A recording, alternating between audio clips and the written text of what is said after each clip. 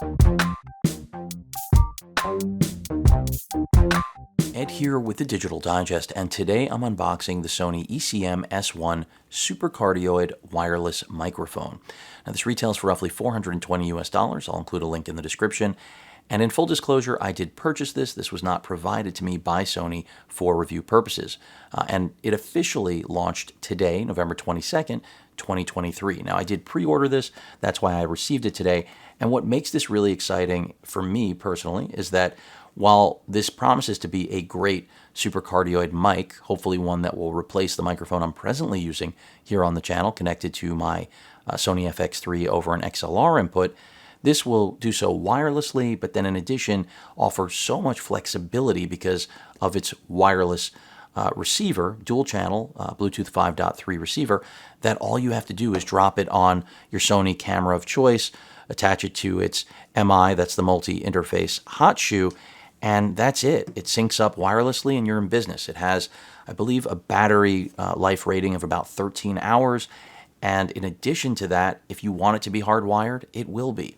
So it's got three high-quality 14 mil mic capsules on board, three different direction modes. So, of course, the supercardioid is what I will likely be using the majority of the time, but then you also have two other unidirectional modes, one to just capture 360 degrees of your surroundings, and then the other is a stereo unidirectional, which is really more ideal for capturing music, things of that nature, where you need the stereo array. We have a 3.5 mil mic out, as well as a headphone output for monitoring, of course, a mute button, mic gain control, LED metering to show if you're peaking, and of course also a mix control because you can hardwire this and connect it to a PC. Another reason that I think this thing is so versatile.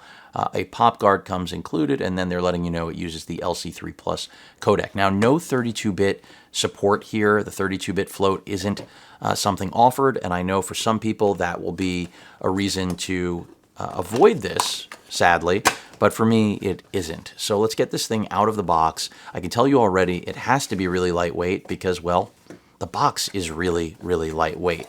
So I'm going to go ahead and pull out the pouch, which has the S1 on board.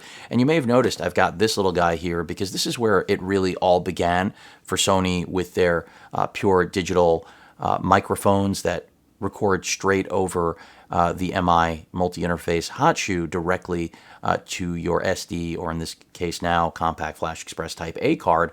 And, you know, this mic has many of the same features like the noise canceling and low cut filter, which I don't anticipate using a lot, but for anyone who's in a noisy environment, those things should be useful. Let's get the receiver. And again, if you're using this as a wireless mic, the only other thing in there, some paperwork, so I'm going to go ahead and put the box aside. But if you're using this as a wireless microphone, just make sure that your Sony camera directly supports the digital transfer of audio over, again, the MI shoe. I know the A1, of course, and the FX3 I'm recording on do, but older models, of course, will not. So I'm going to go ahead and remove this. Really a nice tight cap on that, but that may also be me.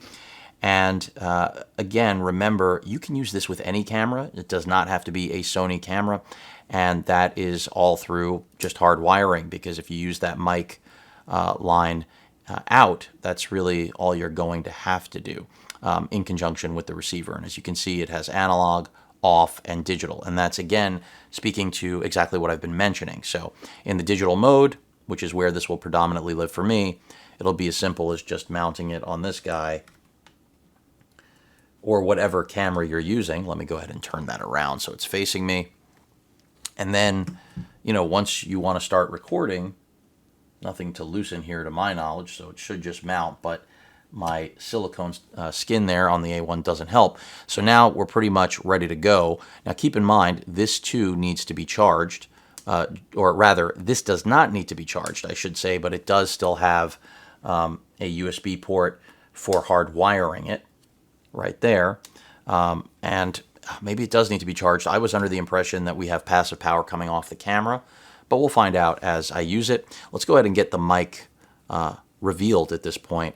And this is really the beauty. Portability, all of the flexibility of a traditional supercardioid mic, and then this really lightweight, nice form factor.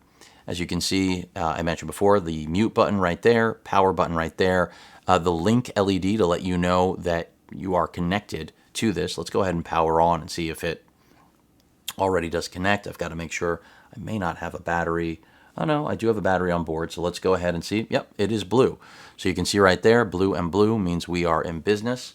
Of course, that's not the way it's producing on camera. Oddly enough, it's coming through more as a white, but I can assure you the link light is right now blue, and the power button is the same color you're seeing, which is green. And you can see the levels being picked up right there. It peaked when I touched. I mean, this is ideal just to be able to know what you're, whether or not you're clipping for your podcast or whatever purpose. And then this little stand is removable. Wow, that was easier than I expected. Revealing a 1/4-20 mount, which means if you want to mount this on an arm to use for your podcast or streaming, as I mentioned before, you're good to go. You want to put it on a tripod for acoustic recordings, you're in business. And then on the back of the microphone, you can see we have our headphone jack for monitoring, Type-C port for hard wiring this and charging this, because I do plan on using this connected to a PC as well. Again, if the audio quality is as good as I hope that it will be. There is our 3-way switch for supercardioid, unidirectional, and then last but not least, the stereo unidirectional mode. Again, I will predominantly be living in that first mode, and I likely will keep the noise cancellation and low cut filter in the off position since this is a studio. But if you're out and about, and that is the beauty of an incredibly portable wireless mic like this, and the fact that it has solid battery life, a nearly 500 foot rating in terms of distance from receiver to microphone and keeping connection, which I'm clearly not going to be testing now, and I likely won't test in the future, but just a lot of versatility with this mic. Your gain control and mixing control are right here on the side, so if you want to boost your volume, you can, and this is really all you're going to need in the form of a great cardioid mic if it lives up to that standard. And as you watch this right now, picking up my voice, if I go ahead and raise this, it should get drastically louder, even though my position hasn't changed. As you hopefully can see here on the mic, I'm even clipping now, and this did come at, I think, right around a 5 level, which is a good starting point to figure out your floor and ceiling on the audio recording wherever you are. So let's go ahead and take a look at the last included goodie besides the so interesting paperwork, which is the pop filter. And this should just mount straight on, I presume, like that. And now you're in business. So you now have the pop filter in place. It fits on well enough, looks the role. Now we're going to find out whether or not it actually plays the part as it should.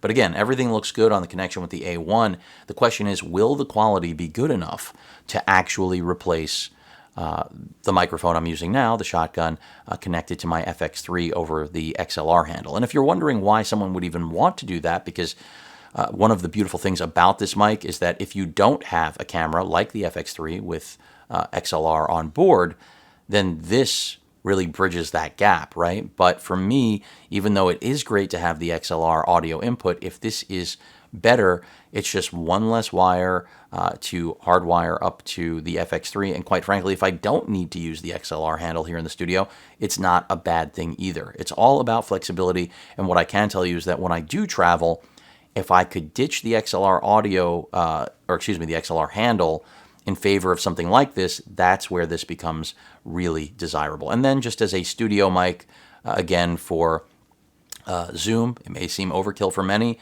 but that's the beauty of this. You're going to use it for pretty much anything that requires high quality audio and that interfaces over Type-C, which of course PCs, and that's why Sony is pitching this as ideal for streaming, podcasts, pretty much anything, because it isn't just designed to be used as I intend, right? It's all about what you make of it. So again, very expensive for what it is, no 32-bit float, but what I've heard, what I've seen, and again, this flexibility of a totally wireless setup, it's pretty appealing. And doesn't hurt that it's easy on the eyes as well.